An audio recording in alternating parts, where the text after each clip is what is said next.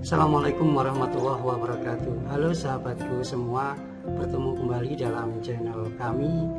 Kali ini kita akan membahas satu jurnal atau satu artikel yang masih dimuat di jurnal internasional yang masih terkait dengan masalah COVID-19 yang ditulis oleh Suyadi dan kawan-kawan dari teman-teman Universitas Ahmad Dahlan, yang dimuat di sebuah jurnal internasional yaitu International Journal of Disaster Risk Reduction, sebuah jurnal yang memiliki kualitas atau termasuk T1, termasuk jurnal yang diperhitungkan, yang memuat tentang bagaimana fikih kebencanaan di dalam melakukan atau melakukan mitigasi bencana dalam perspektif pendidikan neuroscience. Ini sebuah jurnal yang menarik atau artikel yang menarik yang perlu kita ulas untuk menjawab fenomena COVID-19 yang sampai saat ini juga belum tertentu atau belum diketahui kapan selesainya.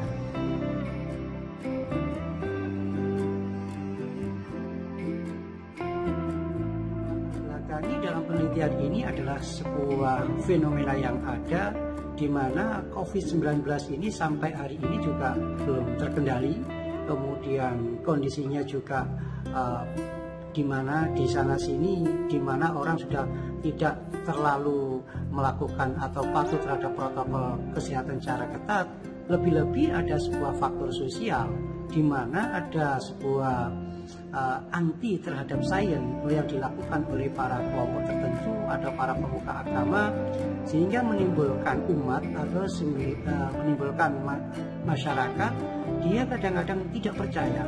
Ada anggapan bahwa COVID ini adalah sebuah sabotase, ada bukan sebuah penyakit atau dianggap sesuatu yang biasa, atau di mana COVID ini dibuat oleh manusia hanya sebagai bagian dari politik tertentu, sehingga antara kenyataan pemikiran bahwa COVID ini sebuah kejadian yang benar adanya dengan ada tidaknya itu pada persepsi masyarakat itu macam-macam dan beragam, sehingga menimbulkan terkait dengan penanganan. Ada orang yang ikut di dalam protokol itu karena dia paham terhadap bahwa COVID-19 ini adalah sebuah kondisi penyakit yang memang benar adanya.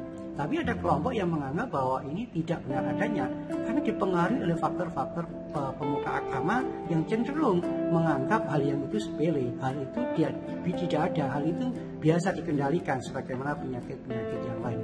Inilah yang kemudian peneliti Suyadi dan kawan-kawan ini kepingin mengangkat karena terkait dengan aspek keagamaan, kira-kira bagaimana sih sebenarnya fikih kebencanaan ini sebagai solusi di dalam mitigasi bencana.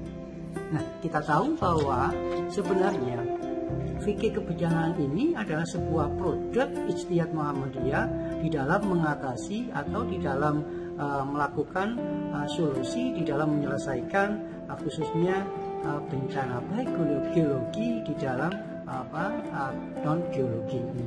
Nah, termasuk COVID ini adalah bagian dari bencana yang non geologi, sehingga ada beberapa yang perlu dihasilkan di dalam fikih kebencanaan untuk apa? Untuk menyelesaikan masalah keumatan, khususnya masalah keagamaan. Disinilah yang dilakukan oleh peneliti ini untuk mengungkapkan bagaimana sih fikih kebencanaan itu di dalam menyelesaikan masalah COVID-19.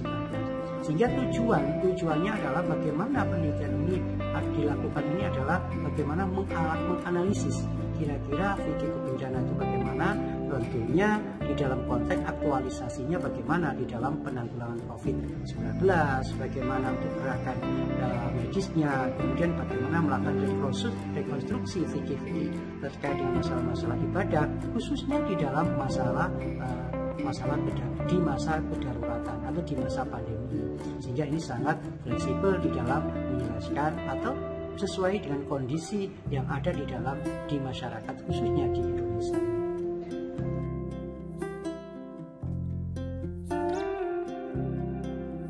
Hasil dari penelitian yang dilakukan oleh Suyadi dan kawan-kawan ini menyatakan bahwa fikih kebencanaan yang dipakai sebagai landasan normatif di dalam mitigasi bencana COVID-19 yang dilakukan di Indonesia, khususnya pada peran Muhammadiyah ini dinilai ada 3 hal sebenarnya dari aspek riset ini. Yang pertama, adanya sebuah gerakan namanya gerakan teologis.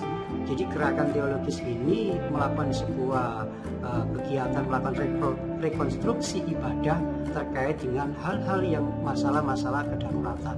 Ada banyak produk, 18-an produk, salah satunya ketika masa bencana ada sebuah produk Ijtihad Muhammadiyah seperti perintah terkait dengan sholat, waktu itu adalah perintah sholat berjamaah, maka kemudian direkonstruksi terkait itu diperintahkan sholat untuk di rumah masing-masing atau dalam rangka menjaga distancing atau mengurangi atau membatasi bagaimana terjadi penyebaran COVID di situ. Kemudian ketika saat ibadah sholat Jumat, Muhammadiyah juga membuat putusan terkait dengan fikih itu bahwa sholat tidak harus dilakukan di jamaah secara Jumatan, diganti sholat zuhur di rumah. Itu termasuk bagian dari ibadah, termasuk bagian dari fikih kebencanaan di situ. Kemudian sholat jenazah tidak lagi dilakukan, digantikan dengan sholat ghaib. Kemudian sholat taraweh yang dulu pada saat Ramadan ketika dilakukan maka diperintahkan sholat taraweh di rumah masing-masing, termasuk ibadah sholat Idul Fitri maupun Idul Adha. Kemungkinan waktu itu adalah diharapkan dilakukan sholat Idul Adha dengan di rumah masing-masing atau dengan kelompok atau warga yang ada di lingkungannya, sehingga mengurangi terkait dengan penyebaran dari COVID-19. Nah, kemudian masih banyak lagi tentang produk-produk yang lain terkait dengan masalah ibadah. Ini adalah upaya secara teologis, secara gerakan teologis yang dilakukan oleh Muhammadiyah bagaimana di dalam mengatasi atau mengurangi penyebaran COVID-19 yang diakibatkan mungkin karena terjadinya proses penularan dengan berkumpulnya atau mengurangi berkumpulnya orang. Kemudian hasil yang kedua dari ada Muhammadiyah mengeluarkan sebuah gerakan namanya gerakan medis. Tentu Muhammadiyah memberikan solusi dengan menerapkan atau mengerahkan 74 rumah sakit Muhammadiyah di seluruh Indonesia. Maka dengan adanya 74 itu menyediakan fasilitas penanganan COVID-19 hampir 36,15% ini kasus COVID itu ditangani melalui Muhammadiyah. Itulah salah satu wujud daripada gerakan Muhammadiyah, tidak hanya sisa aspek teologis tapi gerakan medis. Selain itu juga membagi makanan pada saat COVID terjadi pada awal-awal itu, kemudian hingga saat ini yang membutuhkan pada orang-orang yang membutuhkan. Kemudian selain itu memberikan hand sanitizer, kemudian masker dan gerakan-gerakan yang sosial yang lain yang dilakukan dalam upaya pencegahan COVID-19. Itulah gerakan Muhammadiyah. Sehingga upaya secara real menangani masalah ini juga sebenarnya itu menjadi beban negara, tapi bisa dibantu atau diatasi 36% diatasi oleh Muhammadiyah. Inilah bentuk wujud dari Muhammadiyah di dalam kepedulian COVID-19 di situ. Kemudian yang terakhir ada sebuah gerakan namanya pendidikan. Nah, karena tadi persoalannya adalah banyak gerakan atau kelompok-kelompok yang anti sains yang dilakukan oleh para pemuka agama atau diperparah lagi dengan gerakan di media sosial oleh influencer yang mengatakan bahwa COVID ini tidak ada, COVID ini sesuatu hal yang mungkin hanya khayalan dan seterusnya. Maka Muhammadiyah melalui pendidikan neurosainsnya dengan mewujudkan, dengan mengerahkan para mubaleknya, meyakinkan kembali bahwa perlu pencerahan, perlu pembenahan, perlu penyamaan paradigma yang sama bahwa COVID ini adalah real, penyakit sesuatu yang murni dan adanya. Karena Muhammadiyah paham itu.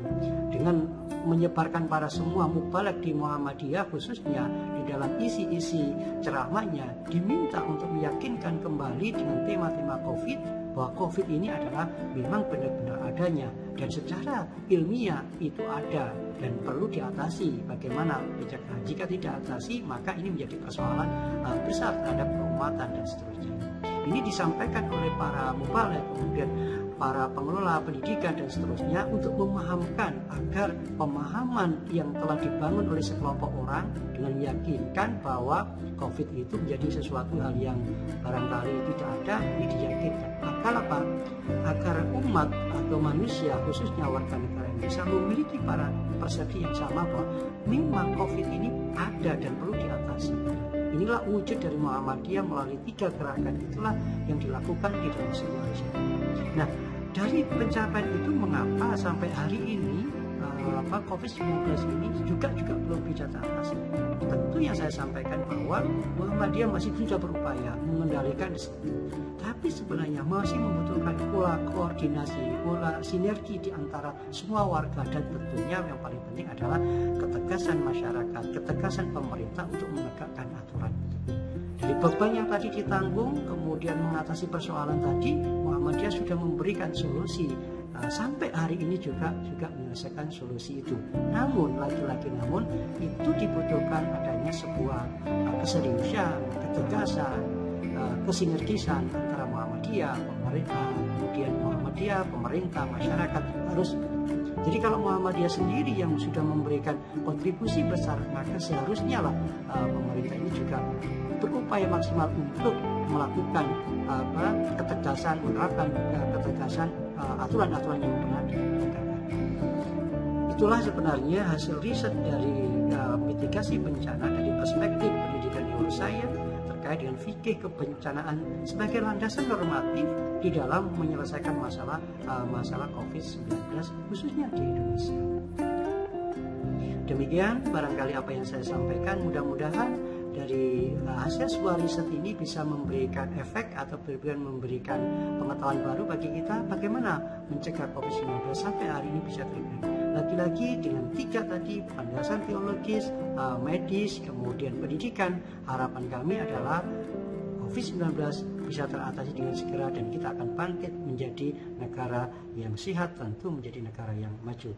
Demikian saya sampaikan. Sampai ketemu dalam channel kami materi COVID-19 yang lain. Jadi, assalamualaikum warahmatullahi wabarakatuh.